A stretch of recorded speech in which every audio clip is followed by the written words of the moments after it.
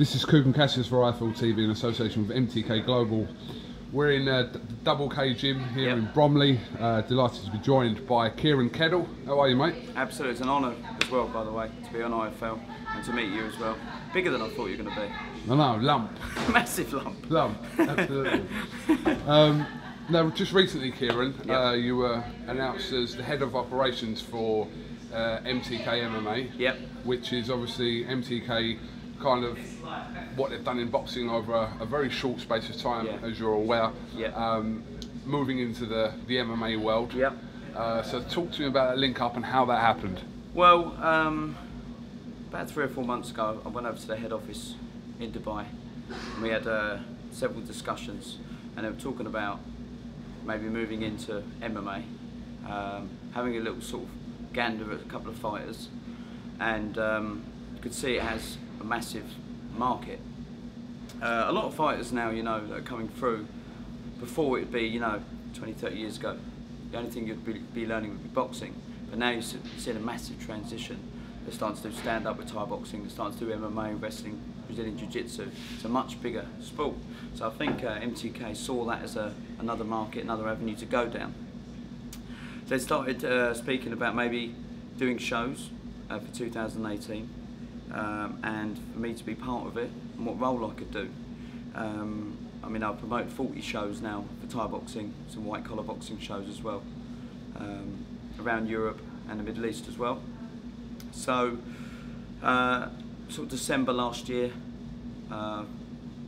we started getting into heavy talks, we started getting into contract talks and more job titles. And eventually, head of operations was offered to me. Which basically oversees every MTK MMA show that you're going to see, to make sure everything's done right, all the boxes are ticked. And also MTK will be signing some MMA fighters as well, and I'll be in that board just to make sure we sign the right fighters for the right shows and for the right events. Just picking up on that, obviously they recently announced quite a big coup actually in signing Liverpool's DARREN as their first MMA fighter, and a lot of people are expecting big things from DARREN, and to get him on board was a major step. Yeah, I mean, like I've always said, why would DARREN Till sign for MTK? If you think about it, he's already in UFC, he's already tipped to be a next big star. It just shows you, you know, that MTK look after fighters.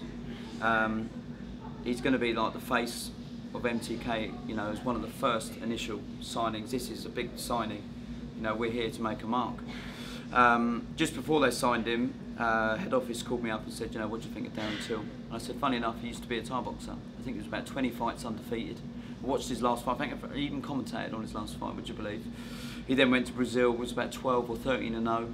So I knew a little bit about him, you know. And then of course he just come off a big win in UFC against Donald Cerrone. So it was a major coup for a signing for MTK, and that was like the first, and it really tipped me towards a good decision to, you know, to join them, because if, you know, DARREN Till's on board, lots of other fighters and lots of other names are going to be part of that circle. But it really shows the intent by DARREN Till being the first signing. Absolutely. And maybe setting the benchmark, I don't know. I mean, if other fighters are going to look up to him, you know, and especially around Liverpool, he's a big star now, starting to really grow, and they're going to look up to him. They're going to want to follow his path. You know, he trains out of a good gym in Kaobon up in Liverpool, and they're going to want to go down, you know, the route of straight from the bottom up. And you know, they're going to see that he signs for MTK Global, and you know, hopefully we'll be signing more talent, younger talent as well. Will be the next DARREN Till, the next generation. There's always been a question of boxing versus MMA. It's always kind of people have their mixed opinions about it. You know, I've said in the past, I don't believe that you can be an equal fan of both. I think you're either sided towards one or the other. You know, there are people out there that disagree with that, but it was more brought to attention with the fight we had last August between CONOR McGREGOR and Floyd Mayweather, which we saw what happened, and give CONOR some credit for going the 10 rounds, if you like. But I mean, you're talking about a reverse situation about putting Floyd in the cage, and it's as one-sided as that was, you could say. Yeah, but it wouldn't be a big draw though, would it? I think if Floyd was fighting in MMA, it wouldn't have been a big draw. I don't think as boxing. Boxing is predominantly the #1, you know, fighting sport in the world, regardless. I know UFC is huge, but at the end of the day, Canelo fights, you know, it's massive. It'll be the biggest draw there is, you know. But UFC weekly is throwing big shows. MMA in general are as well. Bellator's starting to get big views as well. UK, there's some big shows. Their numbers are starting to pick up. But no matter what, boxing will always be the #1, in my opinion. And you can look at the, you know, the figures on the stats, etc. And people are viewing figures, pay-per-views. It's always bigger in boxing. So the fight between them two had to be boxing. And I don't think Floyd will ever do MMA. I can't see it, you know. I'll be massively surprised, but no chance. He's retired, you know, he's done what he needs to do, isn't he? 50 and 0. But I mean, in general, over the years, we've seen sort of fighters, boxers cross over. Yeah. And it hasn't always lasted very long. It seems to be a one-hit wonder, if you like. Yeah. But I mean, you're a fan of sort of a boxer going to MMA or vice versa, an MMA fighter sort of trying their hand at boxing. Yeah, well, in general, I think at first there was a lot of ignorance towards the striking side of MMA, because it's totally different. There's nothing similar about it at all. Your distance is different. You've got to watch out for the wrestling. You've got to watch out for takedowns. In boxing, of course, you can work inside. I think, in myself, as a striking background, especially when first MMA boomed on the scene, I was looking at it going, oh, you know, surely those guys could get knocked out a bit easier. But once you realise you get a good wrestler, a good strong wrestler, you can just go low, shoot low, move at different angles. Two completely different sports. And I think you'll find now is, if a boxer switches over to MMA, they now start to work on their jiu-jitsu, start to work on their wrestling, and have a hell of a lot more respect for MMA than ever before. And even the same in boxing gyms now. I've seen a lot of MMA fighters that go to boxing for training. Even the boxing coaches, you know, the old boxing coaches had no respect for it at all, no respect for any other sport aside from boxing. Now they're starting to go, actually, I do appreciate it, you know. And you're starting to see MMA fighters work in boxing gyms, work their hands, of course, and footwork, but you'll see the coaches are appreciating, you know, you could get took down there, your movement's a bit different. So I think in general it's evolving as well, both sports are, you know. I mean, for yourself, talk to me a little bit about your background in the fight game, and, you know, when did you start and, you know, when did you end, basically? Yeah, I started when I was 12 years old. It was a Muay Thai gym called Lumpini. It was in Orpington. Just the leisure centre. The coach was Sean Toomey. He's still about now. He lives in Southampton. And it's just a leisure centre, you know, a couple of times a week. I didn't actually start competing until I was 15. My brother took over the gym, which formed Keddle's gym, and we were fighting up and down the country. I was very lucky. I always say lucky because, you know, I fought in 8 or 9 different countries. I managed to live in Thailand for a few years as well, fighting a couple of the big stadiums, which was like a boyhood thing to me to do. And I amassed nearly 80 fights, 78 fights. But I was always personal training as well to make up a bit of money on the side to supplement my training. And I retired at 30, which is relatively young in terms of fighting. You know, most fighters now can go up to mid-30s, but the coaching was taking over. I was getting fighters coming through that wanted to train with me. It's very hard to balance both. You know, if you're trying to run a gym, train yourself, and also coach other fighters, you spread yourself too thin. That's my personal opinion of it. And I've seen so many good fighters come through at a young age. They own their own gym. You see their standard drop. So yeah, I decided to quit at 30. I won 3 world titles, which was, you know, a nice achievement for myself. And then yeah, move into coaching. And I set up my own proper gym, as in completely 100% mine, in 2013 called Double K. And yeah, trying to create champions ever since, so we're doing all right. So, I'm assuming one of the sort of visions for you, or the first steps for you with the MTK MMA link up now, is to assemble a stable, first of all. Yep. Is that, am I right in saying that? Yeah, absolutely. I think with MTK, the boxing side of things, you know, they've got over 100 fighters on their stable, you know, signed up. I didn't want to do that. I wanted to get a smaller team and build shows around them. Of course, can fight on other promotions, that's not an issue. So I want to sign sort of, you know, 5, 6 fighters, nice young talent, build them up as well. and just for the first year, take baby steps. You know, just smaller shows, nothing too crazy, nothing too big, and just get the name out there. You know, and then we're concentrating on the fighters, which we're concentrating to build them up. Year 2, 3 are different sort of plans. We'll slowly build up. Hopefully, we'll do shows in Marbella. Hopefully, we'll do a show in Dubai as well. But they're just, like I said, it's very, very early stages. And the management side of things, I'm not going to go out and sign hundreds of fighters. I'm getting emails daily from people that want to sign up. But I'm just, I'm holding back a little bit and just waiting for it to sort of blossom. Because you know, when you take on too much, it goes nuts, and you're trying to care for fighters, and then you're trying to do the show. You've got to try and find a fine blend between the two, you know? Absolutely. And people might remember, obviously, the time that you were training Mr. Idris Elba. Yeah. How did that come about, Kieran? So there was a fighter, he was a world champion himself, called Warren Brown. He's now an actor.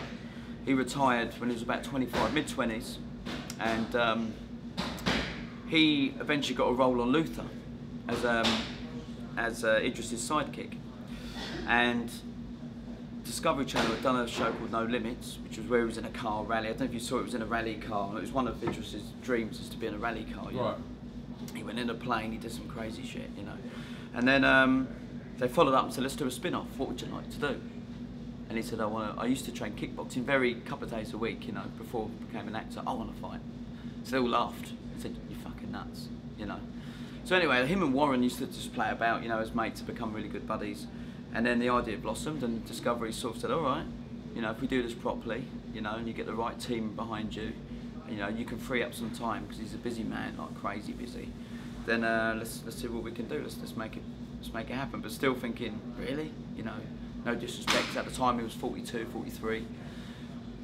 So Idris approached Warren and said, "This is what I want to do." Warren said, "You know, you've got to take this seriously if you're going to do it." And then Warren knows me from all the years of Thai boxing. He lived local too, and that's how we linked up.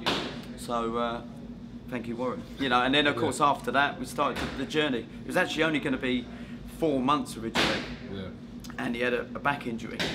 But actually it was a blessing in disguise, because 4 months to train someone. He was rough, and he could have a fight, to be fair. He could have a scrap. His skills were not so much, you know, there, but he could have a scrap, no doubt, you know. And then when you got 4 months, I was like, you fucking serious? Like 4 months? Like, he's going to have to dedicate literally his whole life to this, but you know, he's so busy, DJ, producer, he's got his own production company, acting of course, voiceovers, you name it. He got an injury to his back.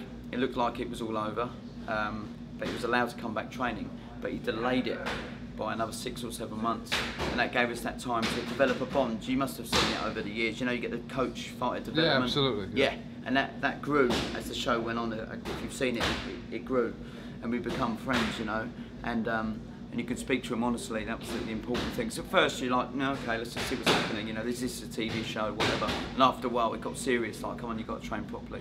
And then he dedicated his life to it, to be fair. And in the position he was, he didn't need to do it. He just wanted to do it. It was like a bucket list type thing, you know. Because what other Hollywood actors of that size and stature would do that? You know, let's be honest. It's a one-off thing. But he did it, and he won. So. And he's still, every time I see him, he's still like sort of shadow boxes. He still loves it. You know, I think he'd love to have another go, but he's ridiculously busy now. So, and he's had knee surgery. He's too old now. Too old. Too old. Yeah. So I mean, the plan moving forward for 2018. Yep. When you're looking to obviously put the first show on for MTK MMA. May the 13th. Yeah. That's Sunday at the Indigo, the O2 Arena. That's where I've done my Muay Thai Grand Prix shows before, so I'm very comfortable with it. I brought in a couple of my team members that run the shows with me, so everything will be run smooth logistically. So we're going to do 2 in London, 1 at the end of the year, December. Then we're going to book 2 for Newcastle, and 1, possibly 2 in Liverpool for this year too. So they're not fixed yet. Next week we'll have a date for them. So we're looking at 5 or 6 shows. Yeah. Not bad for the first year. Not bad, Not bad for the first year. Yeah, you know what it is? It's through contacts in these areas. You know, I've built up relationships for 15, 20 years, and the people who are going to help me in Newcastle, Liverpool, are old school friends as such. You know, We've known them for years, been on the same shows for years, so it was an easy phone call to make. And they believe in the brand, and they believe it's gonna grow, and they believe in the people in it as well. In your opinion, just this might be obviously a difficult question to ask, but someone like Darren Till, Yep. could he emulate anywhere near what McGregor has done in the sport, in your opinion? Is that difficult to say? It's very difficult to say, but Yeah. the style he fights is very aggressive. He finishes people, you know. He finishes people, and that's what at the end of the day is what bump in seats, and that's what people watch. He started, I've noticed, the last 6 months, started to call people out, you know. But in a good way, a good manner, Yeah. you know.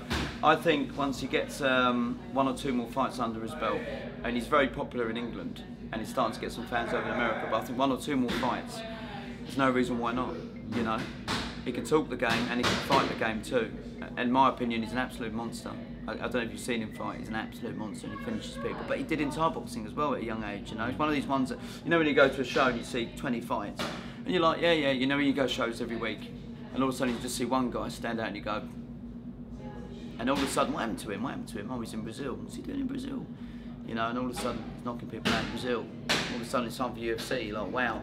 You know, like, he's just come through, but he's put his life to it, and he's dedicated himself to it as well.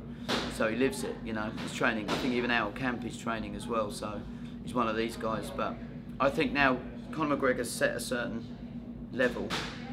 People are following sort of his path, but then breaking off and then being themselves, and Darren Till's one of them, he's breaking off being himself. But he's a genuine monster. He finishes people.